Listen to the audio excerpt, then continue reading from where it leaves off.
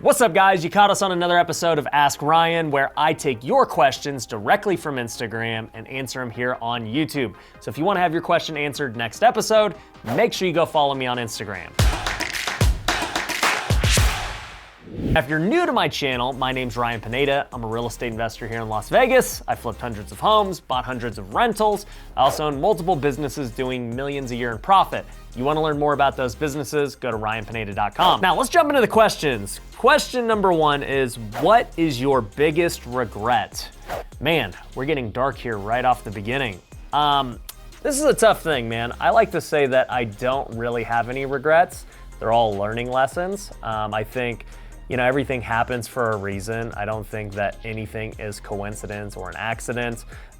It's just all part of God's plan. So I can say if I had to just create a regret that was really bad, I would definitely say it was when I got drafted by the Oakland A's. And you might be thinking, why would that be a regret? Because that's what every person dreams of who plays baseball, is to get drafted. Well, for me, I completely screwed up the draft as a young, dumb 21-year-old. The week before the draft, we actually played Cal State Fullerton, and I was projected to go anywhere from the 5th to the 10th round. And somebody who goes in those rounds could make $100,000 to $300,000 as a signing bonus. And so I'm thinking I'm about to get paid as a 21-year-old. I'm going to get drafted really high, and it's going to be great for my career. Well, at Fullerton, which was one of the top teams in the country, I think they ended up going to the College World Series that year, there was a ton of scouts, and I let the pressure get to me in that very last series, and I had the worst series of my college career. I think I was like 1 for 12 in the 3-game set, had like 8 strikeouts. It was just absolutely terrible, and it was the last time scouts saw me before the draft. And so guess what? Come draft day, I'm not getting those calls in the 5th, 6th, 7th, 8th round like I thought I was. I didn't get my first call until the 10th or 11th round by the Cincinnati Reds. And they ended up offering me $40,000. And I was so mad that I got offered $40,000 after I was thinking I'm gonna make hundreds of thousands of dollars, that I turned it down. I said, I ain't signing for $40,000, I'm out. And then I had other offers and other offers. I think the Rockies called me, the Phillies called me, and the offers kept going lower and lower. It was like $25,000, $20,000. Sure enough, I said, guys, don't even draft me. I'm going back to school. I'm just gonna go rebuild my value. It's not worth it. Well, long story short, Oakland A's ended up drafting me without me even knowing. I stopped watching the draft. I was completely over it. And they drafted me in the 28th round. And I'll tell you, for me, it was actually really humiliating because I thought I'd be a 5th, 6th, 7th round pick to now being a 28th round pick, getting offered $10,000. But as I said before, even that event, I don't regret it because I learned a lot from it. I ended up signing with the Oakland A's for $20,000 later on, and I met so many great people during my time playing there, and it's led me to the life I have today. Maybe in some weird other metaverse world, I go and sign with the Reds and I make it to the big leagues and I'm miserable and I never meet my wife and I'm not making YouTube videos. I don't know. So I don't really regret, how everything played out because I'm very happy with my life, but I will say it was a big blunder on my part, and it was mainly due to pride that it led me to getting drafted way later than expected. All right, another question we have is, should I stay at a high-paying job I hate to buy more rentals faster? This is a good one. Really, it's just a matter of how long are you able to handle that job and how bad do you want rental properties. I can tell you, for me, I don't want rental properties bad enough to stay at a job I hate. I don't really care about becoming financially free that bad that quickly. If I hate working for 40 hours plus a week at this place, I'd rather just quit that right now and put off buying rentals and go find something I do like versus doing that. So for me, I wouldn't do it, but for you, depending on how much you might hate it, it might be worthwhile. I don't know. All right, next question is, how do you decide what topic to make your YouTube channel about? So I actually teach this in my social media academy. I'll link to it down below. But one of the first things I say is, when you're making content, you either got to do something that you really enjoy or that you're an expert in. And so for me, I was an expert in real estate investing and business, and so my content is mainly based on those things. But also, I enjoy talking about my family. I enjoy talking about baseball, like I just said. I enjoy talking about many other things, but they don't really get that many views compared to the business stuff. And so in the end, I've kind of been boxed into talking about business because that's what the people want to hear. And that's what I'll say is the second step to what kind of content you end up putting out, whether it's YouTube or any social media. Try multiple things that you either enjoy or you're an expert in and see what the audience likes the best. And so if you look early on in my YouTube channel, I did do all the types of things I talked about. I used to create vlogs, I've made baseball videos, I've done other things, and people didn't like it. So I stopped kind of doing those things.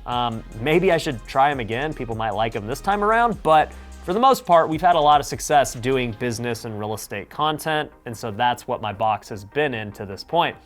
And that's ironic because I just told a whole long baseball story to start off this video, but it occasionally comes up from time to time. This is a common question I get. Do you think it is important to have your business entity formed before you start? No. A lot of people want to do all of the preparation of what I call playing business. You want to get everything set up. You want to do your website, your LLC, you want to create this business plan, you want to have all this stuff. And in the end, when it comes time to actually doing business, you don't do anything, because most people like to play business before actually doing business. And I'll tell you this, I've never actually sat down and created a business plan for any of my businesses. I never made this PowerPoint to go pitch people. I never wrote it out on a Word doc. I never did any of that. I said, okay, I have this idea in my mind. Here's how I'm gonna do it. These are the simple steps. Let's roll.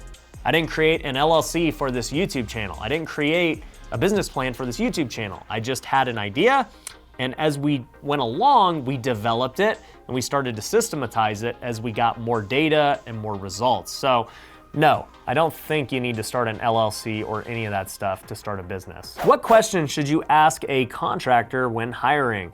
So this is a great topic. I actually just released a video going over how to hire and manage contractors. So I'll link to that down below if you want to watch it after. The long story short, you need to ask them if they work with investors. Most contractors are either retail or they're investor focused. If they're retail focused, they're gonna charge a lot and do less volume. If they're investor focused, they're willing to charge less because they know they're gonna get consistent volume. So that's the first question I would ask them. The next question I would ask them is for either referrals or to go walk one of their projects. I need to go see firsthand how their work quality is. I would never just hire a contractor blind without having any idea how their craftsmanship is. For social media, do you believe in separating personal and business accounts? Typically, no.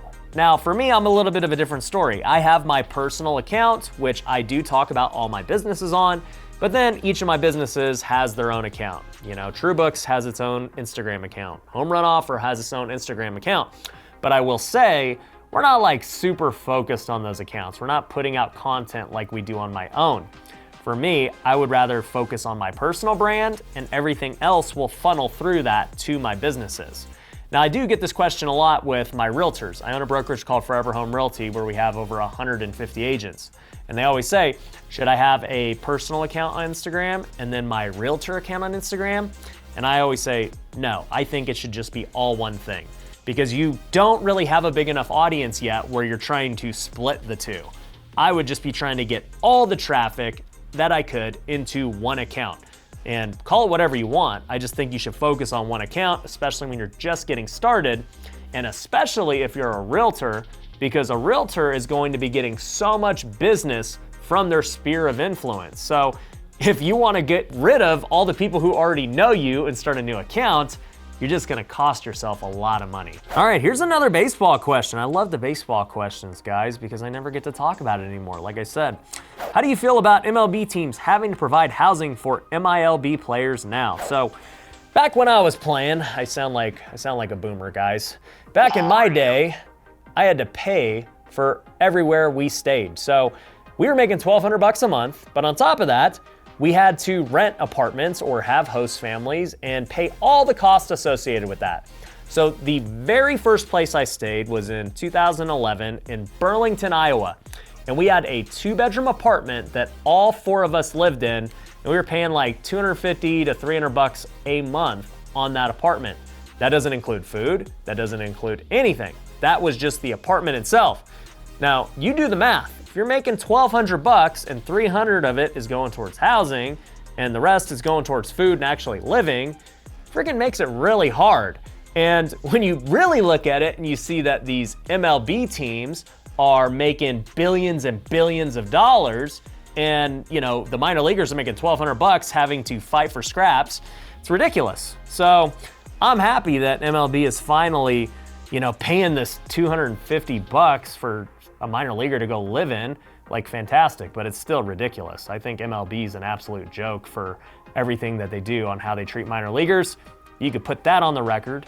I know MLB follows me on TikTok too, so this might get me unfollowed, but I'm glad it's finally getting exposure because minor leaguers have had it so rough, and quite frankly, it's ridiculous. Is $1 million in leverage across a primary and 2 rental properties too much for a dink couple? What is a dink couple? Hold on, let me look this up real quick. Dink. What is dink? Oh, double income, no kids. I've never heard that in my life. Okay, well, you guys just taught me something. So, is $1 million in leverage too much for a double income and no kids couple? I mean, depends how much money you're making. Like, obviously you qualified for the loans, so you're probably doing pretty good. How much leverage you take out is really gonna depend on your risk tolerance. I know for me, we for sure have over $20 million out on house flips. We have the $20 million plus apartment building we just bought. We have my own rental portfolio. I don't even know how much debt that is. Let's just call it 10 million. So I probably have close to $50 million in debt out right now, and I feel good about it. In fact, I want to take more debt out and buy more real estate. So, having $1 million out is going to be something that's, personal to you. I don't know how much you make. I don't know what your risk tolerance is. For me, I'm fine having $50 million out. I want to have more out. Next year, I want to raise so much money with Pineda Capital that we're buying so many great deals that myself and my investors are making a ton of money from it. So, yeah, it's hard to say because I don't know, but I mean, congrats on having $1 million in, leverage. Obviously, you have even more value than that, so congrats. All right, this is a good question. How much do you spend a month? Well, I don't think I've answered this question in a while. I want to say I made a video about it maybe a year ago where I talked about how I spend about 20 grand a month.